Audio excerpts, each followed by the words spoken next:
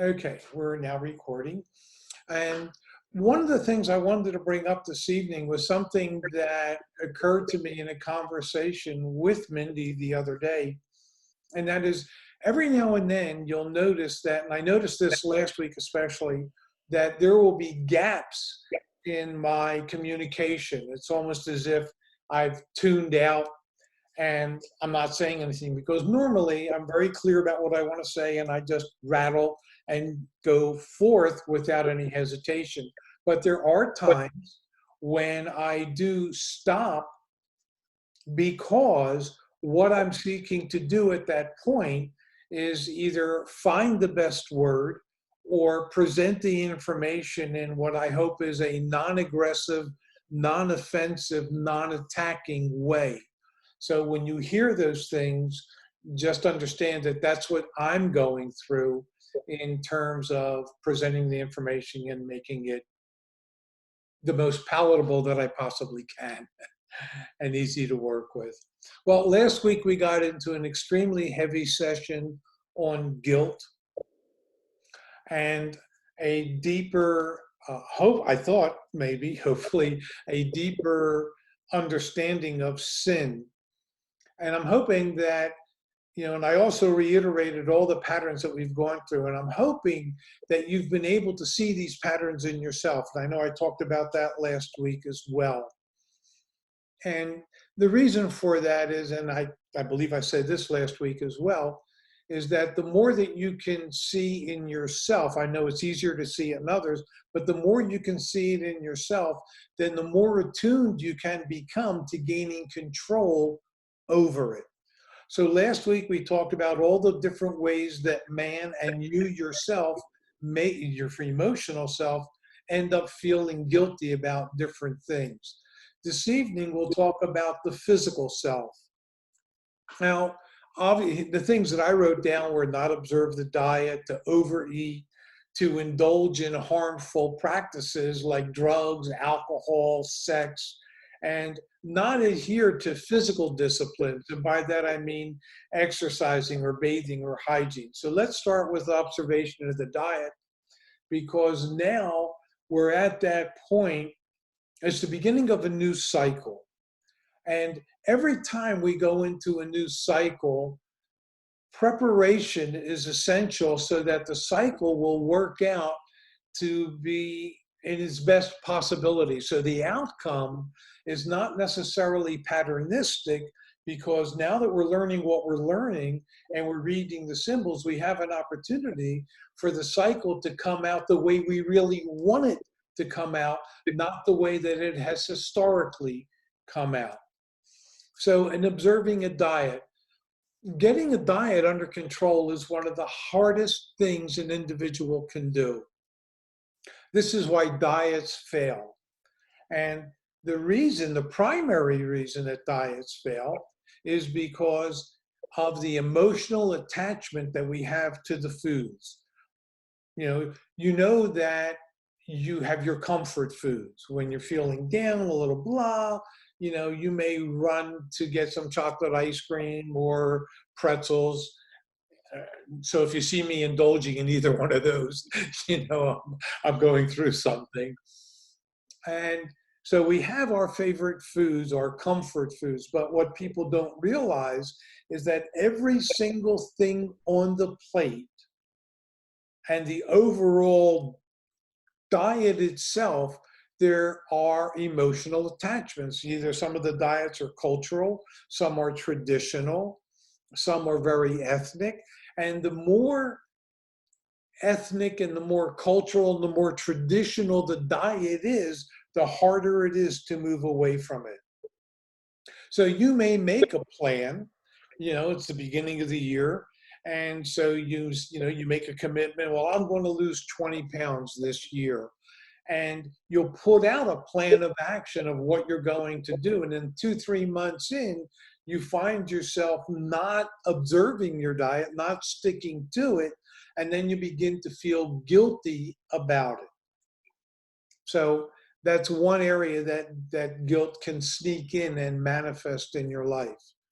The other thing to find out about guilt, and I don't know that I brought this up, is how you respond to the guilt emotionally. And I can't go back. So you have to think about that. And I don't remember all the things that we covered in guilt, but it just occurred to me that I may not have brought up the need for you to identify what you do out of feeling guilty, because you do something. There's no ifs, ands, or buts about it, because that's just the way the mind works. You're going to do something aside from trying to dismiss it from a rational, logical, justifiable way. You're also going to have some other kind of a result. Now, if you can, some people will, I guess, take a religious avenue of asking for forgiveness. And remember, God doesn't judge, only man judges, and you're judging yourself when you feel guilty. So if you understand why you did what you did to create the guilt feelings, then you can forgive yourself, because it's really coming from a concept and a pattern of behavior. So you're creating the situation to make you feel guilty. And then the question is, and where you really need to do double research, is one, the concept, and two, what you go through feeling guilty and what you do about that. Okay, so back to the physical self. Another thing that you may feel guilty about is overeating.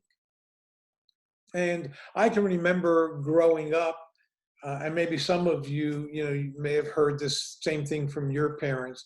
If you didn't want to eat everything that was on your plate, your parents may have said to you, and they're starving children in India, or there's something about that. And at one point, I guess I get into my teen years, I was a very rebellious person, and I can remember sitting at the table, and there was something I didn't want to eat, maybe my spinach, or I wasn't into vegetables at that point, like most kids, right? And so I think my mother said to me, they're starving children in India. And my answer was, well, name three. And that didn't go over very well, but I didn't overeat either. I was always very thin. But some people will overeat, and overeating, in fact, I wanted to write a book called Overfed and Undernourished. And the reason that people do overeat, there's a lot of different reasons. One of it may be to put weight on. And from that point of view, there's three possibilities. One, to make one unappealing so that nobody is going to touch me, no one's going to hurt me. Along the same lines, the weight is a buffer. You can't hurt me. Nothing you can say or do, you're not going to hurt me. The other is to use the weight as a expression of power. People throw their weight around. So that's some of the reason for people putting on weight. Another reason, and I think this is more the American problem, is that people are starving to death. They are, we're eating the great American diet, but we're not getting any nutrition from it. And therefore people are consuming and consuming, which takes me someplace else, but they're overeating because the body is starving to death. So there may be some guilt about that, about overeating. Another place that guilt shows up is in harmful practices like doing drugs, and I'm not talking about pharmaceuticals, I'm talking about illegal drugs. One may feel guilty for doing the drugs because they may feel that they're disappointing their family, they're hurting their friends, or they're hurting themselves. But because drugs can be an addictive thing, it's a very difficult thing to get out of, and they may feel guilty for having even embarked on that journey. Alcohol, the same thing. Alcohol makes it worse because sometimes when people get intoxicated, and it depends on okay, let me go back a minute, because it depends on the drug. Some people, when they get high or when they get wasted or whatever the terminology may be, they may do things that are detrimental and hurtful to others, either by saying something or stealing from them. Um, and again, I grew up in the 60s, so I had friends who were very heavy into drugs who actually robbed Phyllis and I. We were saving up for a van, and they broke into my buddy's apartment where we were staying because we had nothing, and they stole all of our money. Now, whether or not they ever felt guilty, that I don't know, but others might have felt guilty. So going on to alcohol, alcohol, when people get drunk, they 9 times out of 10, and I know this is a judgment, but it's really based more on an observation of what I've seen. A lot of people who become intoxicated through alcohol become angry, become aggressive. And then they may wake up and realize, wow, I hurt somebody, and feel guilty about that. They may have even hurt their wives or their husbands, because there are women who beat their husbands just as there are husbands who beat their wives. And that too may stimulate some guilt. Sex is another thing where somebody may indulge in sex promiscuously and feel guilty about doing that. And yet, nonetheless, it's like with drugs and alcohol, it too can be a, a thing that is addictive because of the feeling one derives from that, the belief that by indulging in sex, they're satisfying a need within. It takes us back to the whole concept of sin, that there's something within themselves they don't believe they have, therefore they can only get it by participating in a lot of sex, and that should fill the hole. Well, the reality is it really doesn't. So they may the next morning feel, why did I do that? I feel really bad about doing that. Or they'll take lover after lover and feel really bad about the last lover. So there's those kinds of things. Having unacceptable habits, these are things that are designed really more of coming out of the pattern of rejection. I think we covered this before, but I don't remember. And anyway, they may have a habit of, spitting or cursing or picking their nose or God knows what. But whatever it is, others may deem it as unacceptable, socially, not acceptable. So what happens is that in getting that rejection, on one level, it makes them feel good because, again, it's falling into the acceptance realm. But at the same time, they may harbor a little bit of guilt for having offended somebody if they have any kind of empathy or consciousness.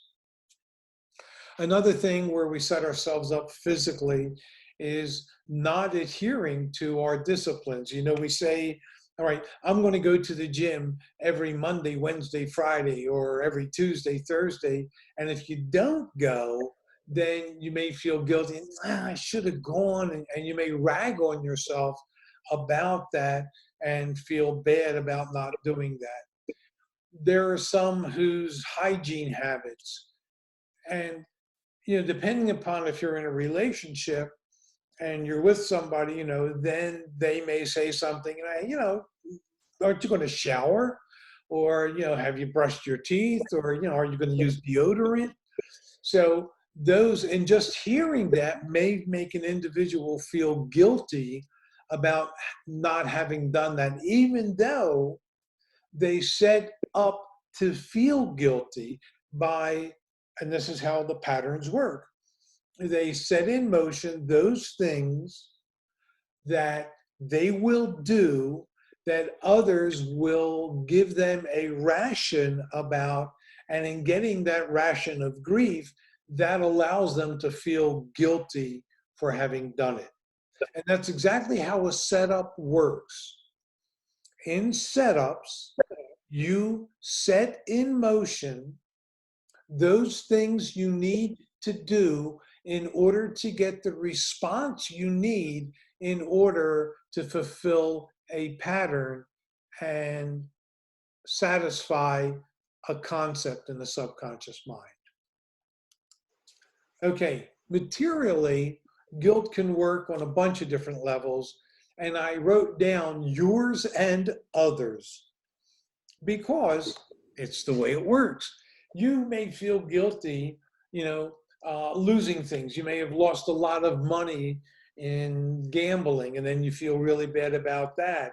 Or you lost your wallet, or you lost your money through carelessness. And of course, you feel real bad because you needed that money to buy food for the family, for the kids. You're going to get your wife something, your husband something, and the money is gone. So there's guilt there. You may, somebody gives you something, a gift, a present, and what do?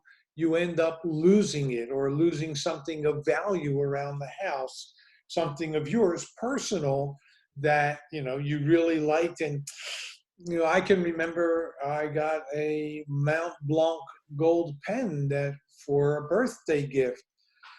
And I, going through airport security, I had it in my pocket. Oh, I forgot how to put it into a little tray, and got all my belongings and took off. And that was the last I ever saw the pen. So I felt guilty about losing, a birthday gift. So there's that. You may lose something else you care about, something that is personal to you that goes beyond a gift, something that you have a lot of an emotional attachment to, and you lose that. And again, there's that guilt feeling. And the same thing applies to others. Somebody may give you some money, or somebody, gave you something to hold. I don't know that money is a good example, but gave you an item. They lent you something. Let's go there. They lent you something of theirs. Maybe their iPhone, their TV, or their computer, or their laptop, or their record player, something that you needed. You're going to the beach and you wanted to use, their record player, or, whatever, you didn't have it, or their ice box, whatever, cooler, okay? And you ended up, in the craziness, the rain came and everybody grabbed everything, and lo and behold, you left that there, or it didn't get packed in the car when you went home, and you lost it. So you feel guilty about that. Things others cared about, you may have lost or damaged. You may have borrowed something from somebody, their car, something. And again, it got damaged, and because of that, there is an opportunity for guilt. You may have borrowed their car. Yours was broke down. Hey, I know you got a couple of cars. Could you lend me a car? And they lend you a car. Lo and behold, you get into a wreck. Talk about guilt. And the same thing holds for you. You can, again, going back to the pen, losing a personal item, you can feel very guilty about it, or damaging one, which is a different concept, or a different application, or a different setup for feeling guilty. Because you can lose things, you can damage something, or you can break something. And again, there's things that you do to yourself in those three categories. There are things that you do to others in those three categories. You can damage something of theirs, you can break something of theirs. And the last thing I did write down about feeling guilty for the material self was squandering the money. And we talked about that. It could be through gambling. It could be through, just being a shopper. My mother was just a shopper and had to shop every single day and buy something. So there are people like that they end up depleting themselves, and it turns in, that too is part of the pattern. There's the pattern of denial, the pattern of depletion. By squandering the money, and then end up feeling guilty because you don't have the money to buy food to put on the table. Another thing that people squander that we don't think about are resources beyond money. Energy is a resource. Materials that you have for your business, for your lifestyle, things that you need to live that you may end up breaking, losing, and it is to some degree squandering because you've got to replace them, which is going to end up costing you more money in the long run. And again, going through feelings of guilt about having done all that. When it comes to the social self, there's really just three things I had written down. And one of them, again, some of these things and some of the insights come out of my own personal life because going through this process of seeking to understand, learning to have eyes to see and ears to hear, I too listen to what I say to others, which is why there are those gaps in my conversation sometimes, because I don't want to offend, attack, or even turn anybody away from the work. But what I wrote down for the social self is be late to everything, be and or act rude and thoughtless. And the last thing I wrote down was attack others, then realize what you did or said. And of course, sometimes we say things, and I'll give you a perfect example about that because I just did that unbelievably. Or it just demonstrates that I really am human. So be late to everything. I've got a buddy. We're friends now 50 some years, and he's always late to everything. If we plan on having dinner at 6, we tell him dinner at 5, and he'll show up about 5:45. So we know, he'll be on time, so to speak. Now, whether or not he feels guilty about that, I don't know. I know that generally speaking, Phyllis and I are always prompt, even get there, even though she doesn't like to be the first ones there. I really have a thing about being late. So, and I try to eliminate as much guilt out of my life as is humanly possible. But anyway, being late to things is another way of setting yourself up to feel guilty should you have remorse about doing it. Being or act rude or thoughtless, and then realizing that you were. Because there are some people who are rude and thoughtless all the time and pay it no mind. I mean, this is, hey, this is my personality, take it or leave it, and have no mind and do not feel guilty about who they are. And some people will take pride in saying, well, this is how I am. Whether or not they actually feel guilty, I have no idea. Attack others and then realize what you did or said and feel guilty about that. And what happened, and this wasn't an attack, even though, I guess from a more subtle place it might have been. Coming back from the island on vacation, coming back from out of country, my luggage got lost. It ended up in Virginia. And as I was in the office waiting to fill out my turn to explain that where my luggage was lost and go through the questions, fill out the answers, there was a couple there who had just come back from Italy, and they had said something about going to the Vatican, and they were, I guess, part of a group that, the Pope did a blessing. And they said, and we were there and we got a blessing. And without even thinking, because sometimes, the mouth gets engaged before the brain does. And I said, and so you're here looking for your baggage. And, I felt guilty once I said it, but, it's like the teaching says, it's not what you eat that defiles you. It's what proceedeth from the heart. So I went through a bout of that, and I understood, part of what that was about was my feelings about religion. I see people so caught up in their religion, and it doesn't make sense, and it makes me think how bad they make other people feel, like maybe I just did to that person, realizing that what a farce it is. And that is, look at all the destruction that's going on now. When a tornado runs through a neighborhood, and it tears up the neighbor's house, and the person's whose house wasn't torn up, they say, well, thank God, God was protecting me. Well, what does that say about the neighbor? Does that mean God had an issue with the neighbor, that there's something wrong with the neighbor that God didn't like, and therefore God affected them, took it out on them? And or they'll say our house was spared, praise Jesus, or praise Shiva, or thank Moses, or no. So anyway, I come from that. We are co-creating our own reality.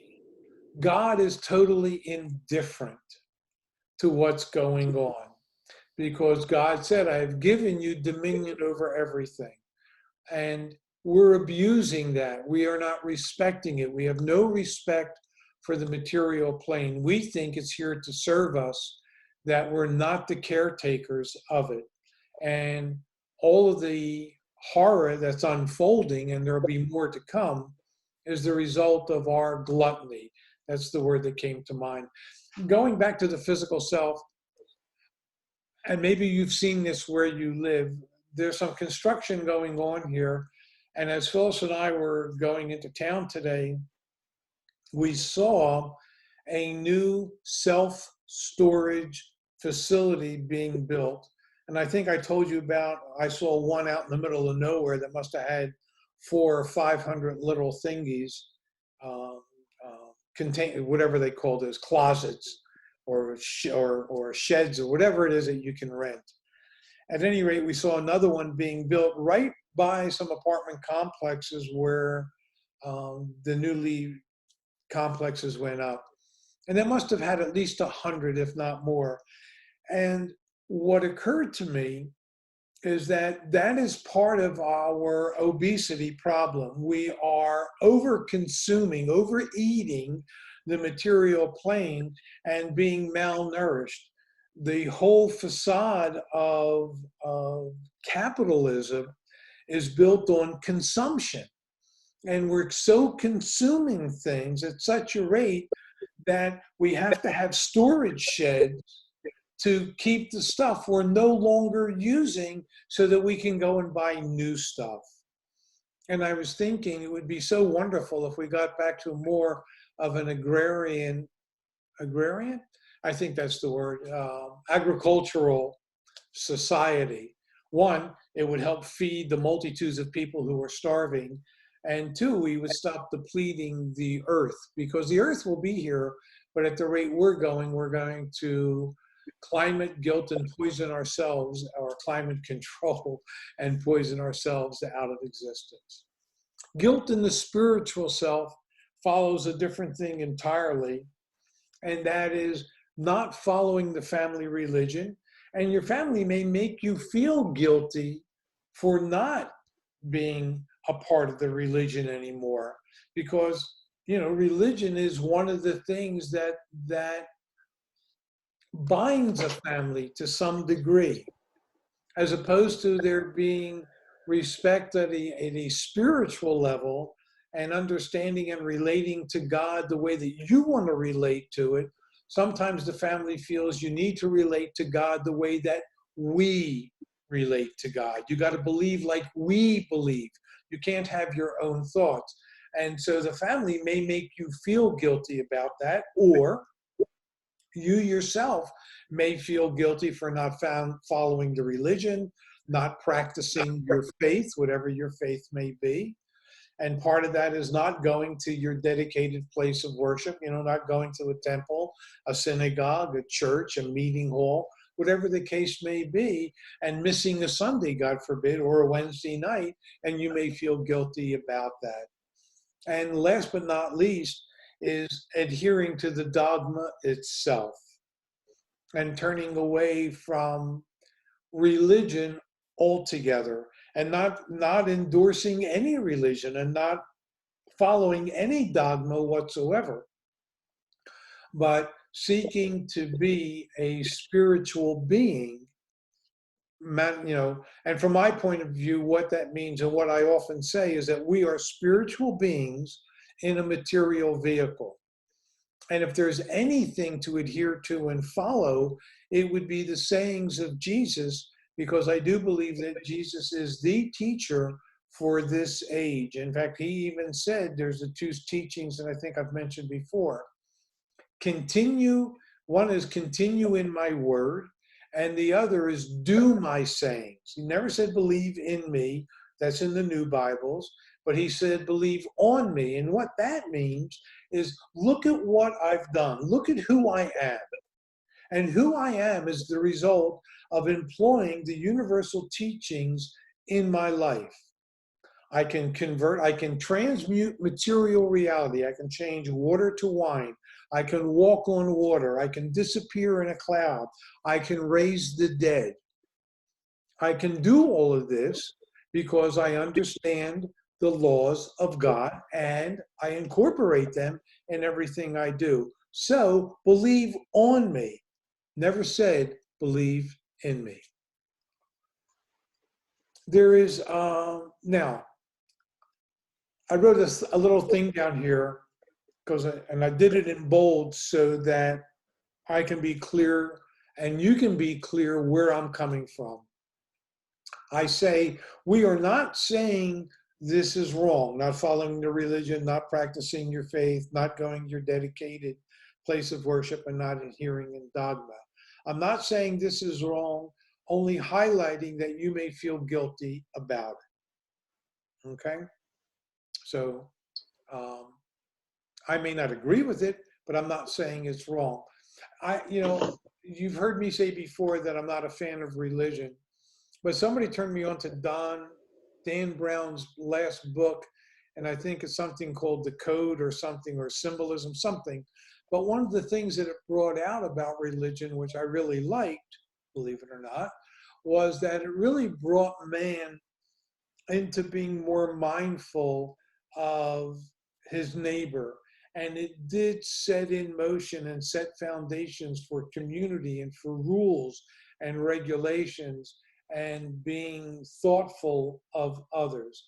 So those are some of the positives, and they're essential to our well-being, except, again, man, if we're going to have a religion, and not saying one world religion, because I should have looked up the definition of religion, but it does serve a purpose.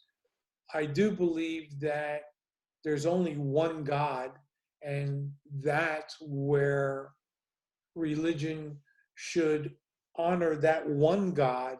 And it doesn't matter how anybody sees it, as long as they see it and they practice the laws that were given to man. And that's one of the things that I will do in the mind, body, spirit things that I'm doing, as the 10 Commandments. In fact, and I guess it's in Exodus, if you go to CUTA teachings.org and download Exodus, you will see I'm sure it's there, a whole dissertation on the 10 Commandments and not what they really mean. I'm not going to be that arrogant, but what I will say is how I interpreted them from a symbolic point of view or from an everyday point of view. So there's that. We have some time. We can jump into obligation. This is a fabulous pattern of behavior, because on some levels, either I don't know that you make yourself feel obligated, but I certainly know that everybody, well, let me rephrase that. I know for sure that somebody in your life will make you feel obligated. Okay? So It could come from your partner. It could come from your parents, your tradition, your culture, your religion, your banker, your credit card holder. Somebody are going to make you feel obligated. So, one of the things you might want to write down in your emotional self, and I do hope that you are working with that notebook, which is either gaining pages or and you're spending time really pondering some of these patterns of behavior and how they're affecting the different selves to help grow yourself. That's the whole purpose for all of this information, and why and if you write things down, your hopes, your dreams, your programs, your insights, your understandings, all of that will help you grow. It'll help you achieve what you want to achieve and help you avoid the patterns of behavior that already have a built-in expectation as to what the end result will be. And so if you know that, you can change that and achieve what you want.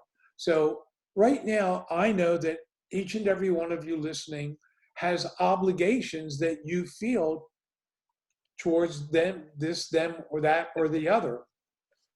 And the question is, what is the basis of those obligations? Now, of course, as a parent, if you have young children, there's obligations there. If you're in a relationship, there's obligations there. Now, the difference is some of those things are responsibilities, and there's a difference between obligation, the concept of obligation, the way that it is as a pattern of behavior, and responsibilities. Obviously, we all have responsibilities to others on multiple levels in addition to having them to ourselves. But there are some things where people make you feel obligated that's not part of your responsibility. So what are those obligations that you have taken on? And the real question is, or another question, why have you taken them on? That needs to be understood, because if you're open to obligation, there's no end to the amount of obligations you will take on, which borders on, and I think we talked about sacrifice, and this is tied into sacrifice because you will give up yourself in order to fulfill that obligation. So what are they on an emotional level that you feel obligated to do? And how do you feel about them, or that, as the case may be? Also, because obligation is part of your pattern, maybe part of your pattern of behavior, you may also use that to make others feel obligated. And if that's the case, how do you do that? In what ways do you make other people feel obligated?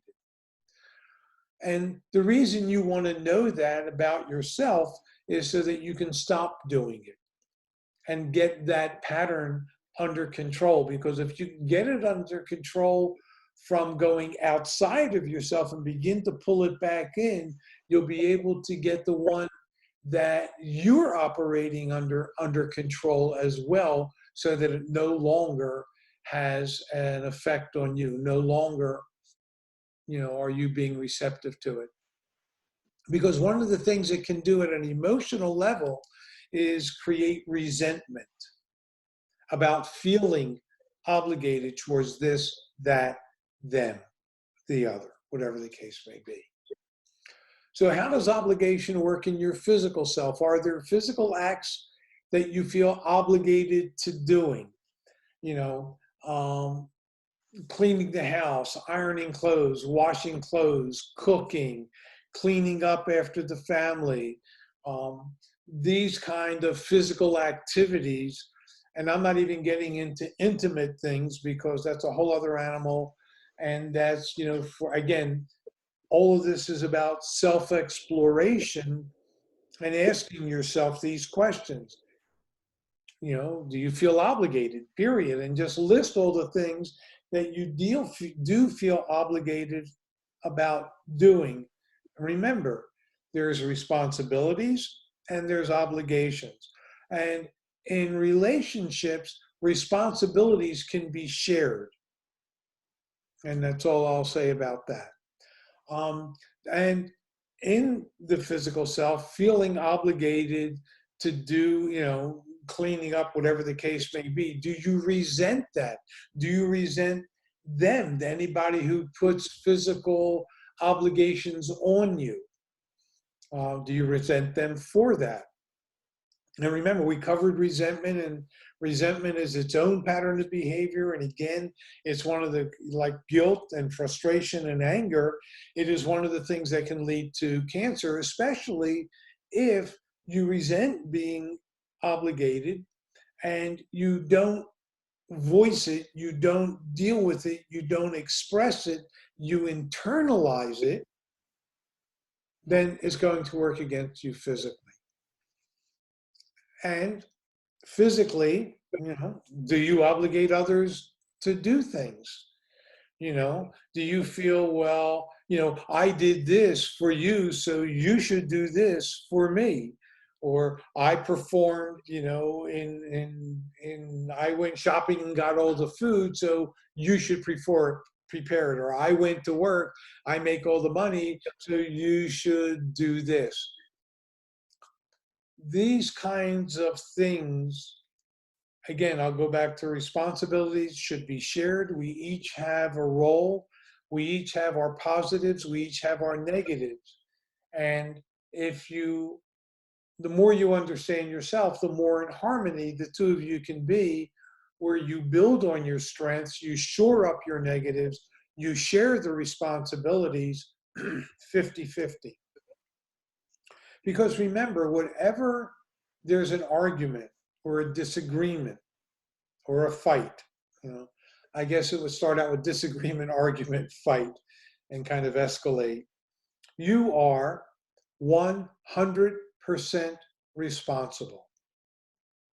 The other person is 100% responsible. Remember, you are co-creating your reality. If there's a disagreement that goes into an argument or into a fight, why did it escalate? What were you seeking to accomplish?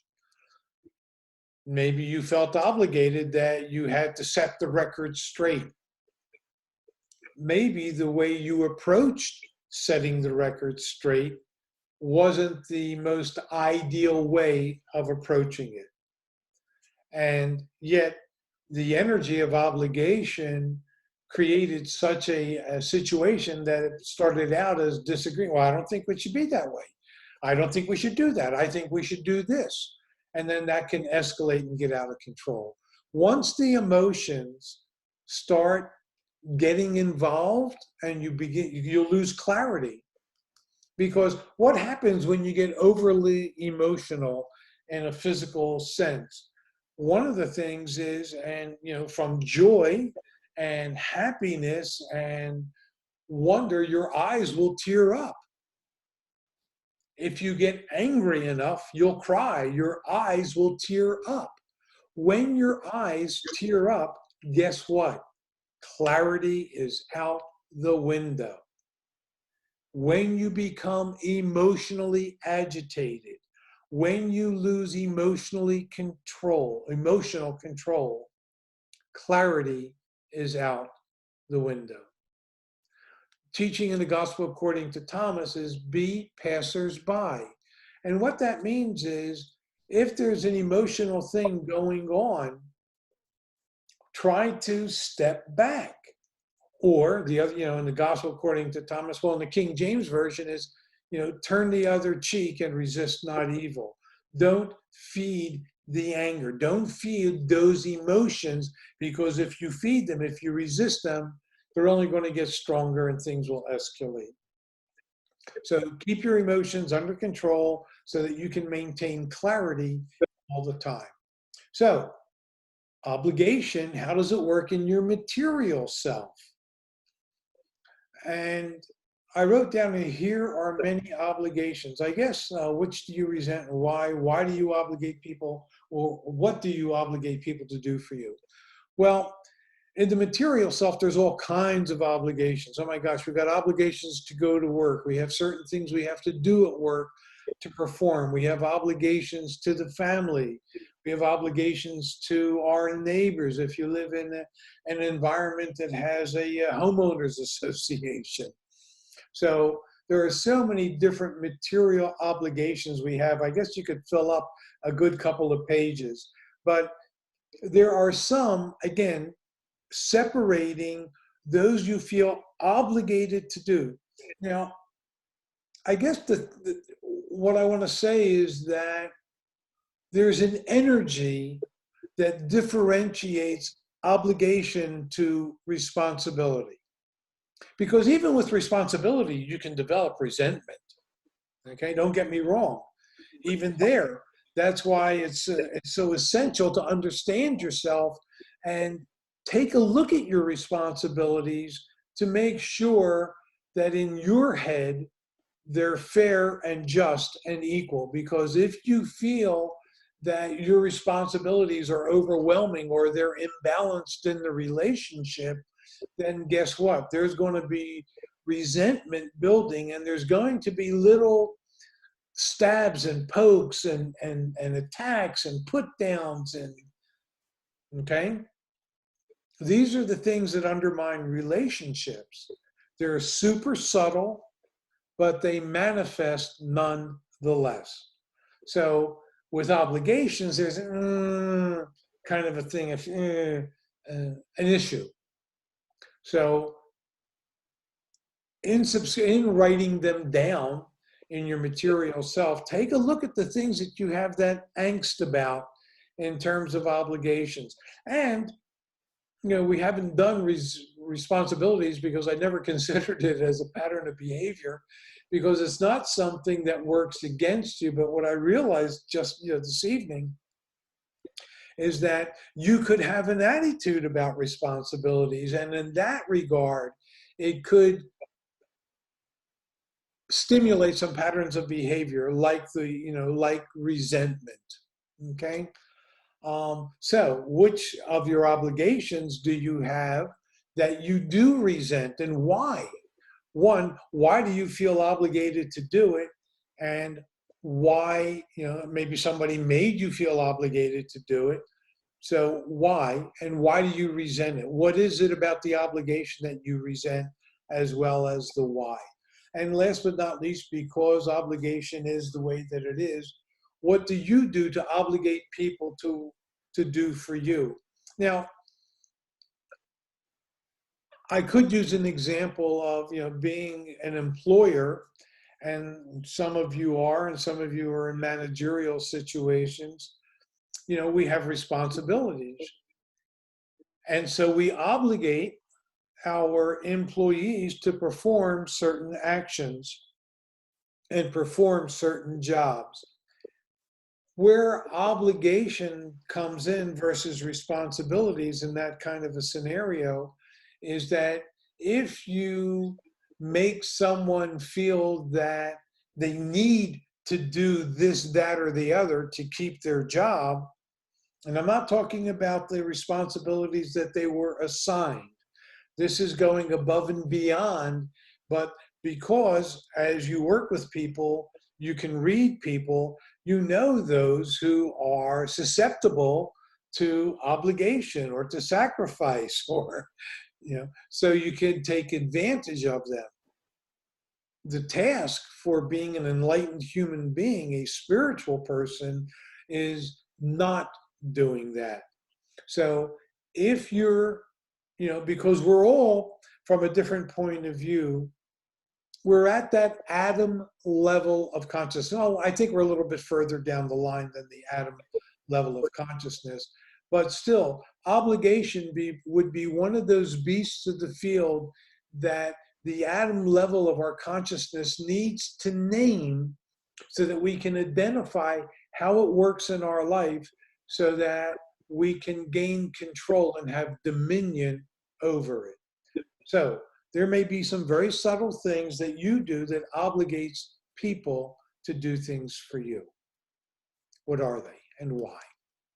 In the social self, again, it's almost like in the material self. Although, again, the material self, and I guess there are some things I said in the material self that are really more in the social self. The material self more deals with material, with money. Where your physical is your body, your material self is your material reality outside of your body. So that's the differentiation. Your social self is that interaction with others. And probably those things that I did about an employer, employee, managerial situations are something that would fall into the social self. But also on a social level, you maybe feel obligated. There may be others, from a traditional, again, going back to the spiritual self, you feel obligated to show up at church. You feel obligated to go to the synagogue on Friday night. You feel obligated to honor the Sabbath. There's somebody I know that I don't know if it's Buddhism or I don't know what the religion is or what the group is, but they follow Ganesh, and Saturdays dresses in black.